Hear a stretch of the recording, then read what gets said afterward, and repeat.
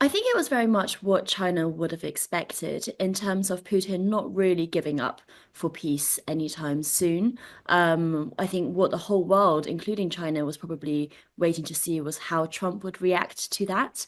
And it actually seems like Trump has reacted in, a very sympathetic way to Russia in terms of not saying that Putin is being recalcitrant in not accepting this 30-day truce. And so it's kind of a really good outcome for Moscow. And for China, there's often a feeling that the Russian invasion is a war on a different continent, that there's not much to do with China itself.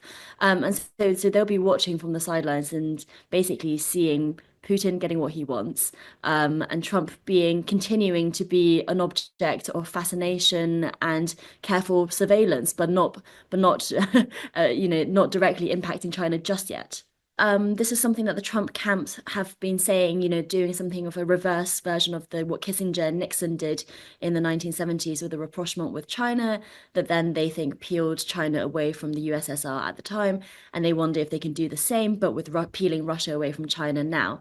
The circumstances are different. Russia doesn't really seem to be tempted by what America has to offer.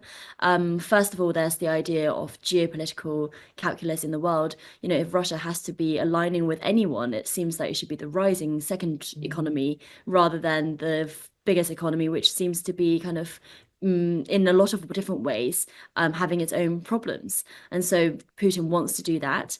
Secondly, when it comes to raw economic links between Russia and China, they have only deepened in the last few years, especially since the Russian invasion. I think since the sanctions have come in on Russia, Russia has relied much, much more on Chinese technology, on Chinese computing, on Chinese, and the Chinese, they rely on Russian oil.